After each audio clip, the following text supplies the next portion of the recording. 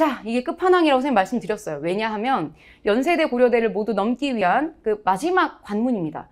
표는 사실상 연세대학교 사회계열에서밖에 출제를 안 했는데 이제는 고려대학교에서 지금 2개년차 문제를 출제했기 때문에 이제는 필수예요. 아마 문제 패턴이 크게 바뀌지 않는 한 사실 2021에 처음으로 표가 등장을 했는데 그때는 2개였어요.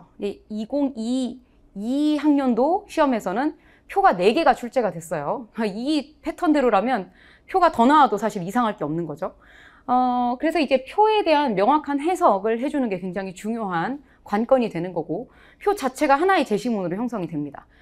연세대 역시 마찬가지. 제시문 가나 다는 지문으로 제시가 되어 있고 제시문 라에서 거의 대부분 항상 표를 출제를 하고 그 표를 해석하거나 표를 가지고 제시문을 평가하거나 2가지의 패턴으로 시험 문제가 나옵니다. 제가 방금 말씀드린 게 굉장히 중요한데 다시 정리를 해드릴 거예요. 하나 더 말씀드리려고 하는 게 연세대학교에서는 사회계열 말고 인문계열에서는 역대 기출문제상 아직까지 표가 출제되지는 않았습니다. 그런데 유의하셔야 될 게 뭐냐면 연세대학교 사회계열에서 갑작스레 2016학년도부터 표를 출제를 하기 시작했는데 불시에 출제가 됐어요. 물론 고려대도 마찬가지. 2021학년도 이전까지는 표가 출제가 되지 않은 형태였는데 예고 없이 갑자기 출제를 합니다. 우리에게 모의고사라고 하는 친절한 패턴이 없기 때문에 굉장히 불친절하게 그냥 시험장에서 허걱하고 우리가 당황을 하게 될 수밖에 없어요. 수험생의 입장에서 여러분들이 당황하지 않기 위해 결국 합격의 가능성을 높이려면 출제될 수 있는 가능성에 해당되는 모든 요소들을 다루어 볼 필요가 있습니다. 그래서 연세대학교 인문계열 학생이라 할지라도 문제를 풀어볼 필요가 있어요. 왜냐하면 아무런 경험 없이 대비 없이 그냥 시험장에 가시면 굉장히 깜짝 놀라죠. 어떤 예가 있었냐면 이거 누차 말씀드렸던 얘기지만 연세대학교 사회계열에서는 인문계열에서만 3자 비교를 출제하고 사회계열에서는 2016 표가 나올 때까지 2자 비교만 출제를 했었습니다. 이제 그러다가 갑자기 연세대는 어떤 편견이 있었냐면 인문계열에서는 3자 비교를 내고 표는 안 낸다. 그런데 사회계열에서는 인문계열은 3자 비교를 출제를 하고 표를 출제를 안 하고 사회계열에서는 2자 비교만 출제를 하고 표를 출제한다. 게다가 영어 제시문도 사회계열에서만 출제를 했었죠. 그러다 갑자기 예고 없이 사회계열이 아니라 인문계열에서도 표가 출제가 되기 시작했고 갑자기 예고 없이 진행이 되니까 사회계열에서조차 3자 비교를 연습 안 했던 친구들은 굉장히 크게 곤란함을 겪었죠. 갑자기 3자도 아니고 건너뛰어서 4자 비교가 출제가 됐어요. 그러니까 사회계열 학생도 인문계열에 3자 비교 문제를 경험해 보지 못한 친구들은 3자 비교가 안 되면 4자 비교는 절대 풀 수가 없어요. 그래서 그 과정을 여러분들이 내가 출제될 수 있을 어떤 가능성을 염두에 두시고 대비를 하시는 게 가장 좋습니다. 실제로 수시에서는 인문계열, 사회계열 가리지 않고 표를 출제하고 있기 때문에 여러분들 인문계열 준비하시는 분들도 이 과정은 필수라고 저는 생각합니다. 자, 올해 또 낼지도 모르죠. 선생님이 조금 전에 말씀드린 포인트. 표가 제시된 문제는 딱 이 2가지 형식으로 출제가 됩니다. 표만 단독으로 너 이거 해석해봐 이런 문제는 출제하지 않아요. 당연히 앞에 나왔던 혹은 그 뒤에 있는 제시문들하고 연계를 해서 이 문제를 어떻게 해결할 것이냐의 문제를 물어보고 있습니다. X의 표를 해석하고 이를 바탕으로 Y를 평가하시오. 일반 국문 제시문을 주고 이 국문 제시문에 대한 평가를 요구를 하는데 이것이 평가가 아니라 설명하시오로 나올 수도 있습니다. 제 X의 표를 해석하고라고 했기 때문에 여기서 반드시 우리에게 주어진 논제 요구 조건은 이 X의 표 자체를 구체적으로 여러분들이 앞부분에 해석의 내용들을 언급을 해주셔야 돼요. 그러면 해석을 할 때 문장을 어떻게 구성해야 될지가 굉장히 중요해요. 선생님이 학생들하고 좀 소통을 할 때 어떤 것에 대한 그 어려움을 많이 호소를 하는 걸 느끼냐면 표 자체만을 봤을 때는 대체적으로 알겠다. 무슨 말인지는 알겠는데 이걸 문장으로 쓸 때 좀 어렵다. 문장화를 할 때 내가 의도했던 것과 다른 패턴의 표현들이 제시가 될 때 그때 어려움을 느낀다고 많이 얘기를 하거든요. 그래서 이 표를 얼마나 깔끔하게 문장을 정리를 해서 채점자가 보기에 굉장히 수월한 패턴으로 이제 나올 수 있는지를 여러분들이 체크를 해주는 게 제일 중요합니다. 우리는 8주 동안 저것을 배울 거예요. 자, 그리고 그 다음 패턴은 X, Y를 바탕으로 Z의 표를 분석하시오. 지금 1번 패턴하고는 조금 다르죠. 뭐가 다르냐면 우리가 앞에서는 표를 해석한 걸 중심으로 Y를 평가를 했어요. 그렇기 때문에 이 표가 뭐가 되는 거냐면 X의 이 표는 평가의 기준이 됩니다. 그러니까 이 X의 표가 무조건 답이에요. 평가를 하는 기준. 그러면 이 X의 표를 해석한 내용하고 Y의 내용하고 일치하지 않으면 타당한 거고요. 일치하지 않으면 타당하지 않은 거고요. 일치를 하면 타당한 거예요. 왜냐하면 얘가 근거니까 이거하고 지금 Y의 내용하고 일치를 해야만 이 평가를 할 때 긍정을 할 수 있습니다. 만약에 불일치한다. 이 표에서 의미하는 건 이런 의도가 있는데 이 Y의 내용은 사실 이거하고 반대되는 것 같아. 불일치했을 때는 부정하는 거예요. 비판하는 거죠. 옹호가 아니라. 자, 같은 맥락입니다. 지금 평가가 아니라 분석하시오가 나올 수도 있는데 분석은 뭐하고 똑같은 거냐면 설명하시오와 똑같은 말이에요. 그러니까 이것도 설명도 나올 수도 있고 이 자리에 평가가 나올 수도 있는 거예요. 이 자리에 평가나 설명이 섞어서 나올 수 있다는 얘기예요. 그럼 여러분들이 기초 단계를 통해서 평가가 무엇이고 설명이 무엇인지를 구체적으로 정확하게 인지를 하셔야 되겠죠. 그게 일단 선행이 되어야 되고 그것이 완벽하다라고 하면 이제 표를 들어오는 건데 1번의 패턴, 2번의 패턴이 완전히 뒤집혀 있어요. 이 2번의 경우에는 XY를 바탕으로 Z의 표를 분석하는 거기 때문에 이 Z의 표를 분석하는 기준이 XY 제시문의 내용이 되는 겁니다.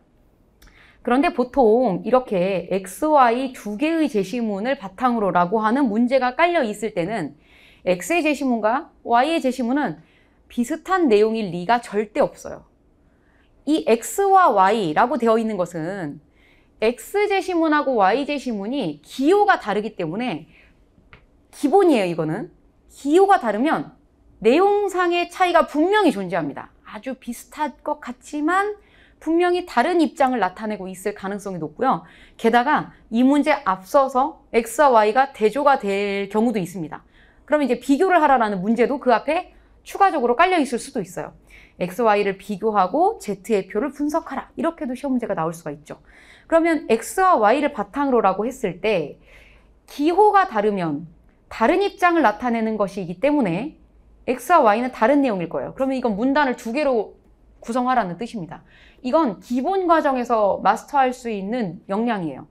그러면 무엇을 조심하라고 선생님 오늘은 얘기하고 싶냐면 이때는 표가 기준이 되기 때문에 표에 대해서는 여러분들이 절대로 주관적인 해석을 하시면 안 되고 객관적으로 해석을 판단을 하신 다음에 이 제시문을 평가를 하시는 거고 이 아래의 유형은 X와 Y라고 하는 제시문을 독해를 해서 두 가지 입장에서 동일한 현상인 표를 분석을 해줘야 되는데 X의 입장하고 Y의 Z의 입장이 뭐가 같냐 다르냐를 판단하는 게 아니라 이때는 분석, 설명하는 것이기 때문에 X의 관점을 그대로 도입해 주셔야 돼요. 어디에? 이 Z의 표를 분석할 때 그대로 도입해 주시는 거. 여기서는 Y의 관점을 그대로 도입해 주시는 거. 그래서 동일한 표이지만 뭐가 다르냐면 아웃풋이 전혀 다릅니다. 동일한 표지만. 왜냐하면 Z의 표, 동일해 보이지만 굉장히 다릅니다. 뭐가 다르냐면 근거가 달라요. 표를 설명하는 그 기준이 다르기 때문에 X의 제시문의 입장대로 이 Z의 표를 해석을 해주는 거예요. 그러니까 이 얘기는 첫 번째 1번 문제에서는 이 X 자체에 어떤 관점도 적용하지 않은 채 그 표 자체만을 해석해 줘야 되는 거고 이 문제는 이 Z의 표를 해석할 때 객관적으로 해석을 하면 안 돼요. 그럼 문제를 틀려. X와 Y의 관점이 정확하게 파악이 돼서 그 관점을 도입해야 돼요. 관점을 도입하는 가장 첫 번째 쉬운 방법은 X와 Y에 나왔던 핵심 키워드를 설명할 때 집어넣는 방법이에요. 그러니 만약에 이 X라고 하는 제시문에서 핵심 키워드는 A, Y라고 하는 제시문에서 핵심 키워드가 B 라고 되어 있다면 A를 도입했을 때 Z의 표의 설명은 X를 도입했을 때, 이 제시문 X를 도입했을 때 Z의 표는 A라는 개념으로 도배가 되어 있어야 돼요. A라는 개념어들이 많이 나와야 돼. 자, 반대로 Y를 바탕으로 이 Z의 표를 해석했을 때는 Y의 개념어가 몽땅 들어가 있어야 됩니다. 좀 헷갈리실 수 있어요. 우리가 표를 통해서, 실제 문제를 통해서 선생님이 설명을 더 구체적으로 해드리겠습니다. 자, 그러면 표가 제시될 때 기본 원칙, 이거는 외우시기 바랍니다. 현상을 무조건 써주시고 그 현상에 대한 의미를 내가 도출할 수 있다라는 능력을 보여주는 게임이에요. 그래서 현상을 깔끔하게 정리를 해주는 것도 굉장히 큰 능력이고요. 이것에 대한 의미를 설명해 주는 것도 굉장히 중요한 역량입니다. 그래서 여러분들께서 내가 의미를 어떻게 쓸지를 잘 고민을 해주셔야 되는데, 선생님이 이게 1번과 2번에 번호를 붙인 이유가 있어요. 이유는 뭐냐면 이 표가 제시된 문제를 풀 때 여러분들이 시험장에서 당황하시면 이 말 썼다, 저 말 썼다, 내 머릿속에 있는 것은 의미이고 제시문 안에 있는 건 현상인데 이것과 의미와 연결을 하다 보니 문장에서 순서가 막 뒤죽박죽 돼요. 이제 그러다 보면 읽는 사람이 정리가 안 됐네 라고 생각이 바로 들어요. 현상을 먼저, 자, 이 현상은 이러이러해. 그러니까 이건 이걸 의미해 라고 정확하게 얘기해 줘야 돼요. 이게 안 중요할 것 같죠? 시험장에서는 현상 제시, 의미 설명이 머릿속에 딱 들어있어야 그걸 구분해서 정확하게 깔끔하게 문장이 전개가 될 수 있습니다. 외우세요. 이거는 필수입니다. 1번과 2번의 순서는 굉장히 중요해요. 자, 물론 답을 쓰실 때는, 답안지에 구성을 하실 때는 두 갈식으로 여러분들이 써주는 게 중요하죠. 그래서 양갈식을 구성할 수 있다는 얘기를 오늘 해드릴 거예요. 자, 일단 현상을 제시하는데 자칫하다가는 이 현상이 너무 길어지면 제시문을 그냥 제시문 표에 있는 걸 그냥 갖다가 원고지에 그냥 얹어 놓은 것밖에는 안 될 수가 있어요. 읽는 사람이 봤을 때, 아니 내가 이거를 해석을 하라고 했는데 얘는 왜 이렇게 제시문, 이 표를 보면서 말씀드릴게요. 이거는, 이 표는 수치가 몇이고 이 수치는 몇이고 이걸 수치를 막 나열을 하면 약간 이거는 해석을 한 게 아니라 표에 나와 있는 걸 그대로 옮겨 놓은 것밖에 안 된다는 얘기야. 점수가 없죠. 자, 그래서 이거를 현상 제시를 할 때의 포인트는 뭐냐면 짧게 쓰셔야 돼요. 그리고 그 앞에 여러분들 답안지를 구성하실 때 어떤 방식을 해줄 수가 있냐면, 자, 결론을 앞에다가 써주는 거예요. 그러니까 엄밀히 따지면 얘가 1번, 2번, 3번이 되겠죠. 그러니까 답을 먼저 두 갈식으로 써주고 이 두 갈식에 대한 이 현상을 얘기를 해주고 그 다음에 그 의미를 설명해주는 이런 패턴으로 들어갈 수 있습니다.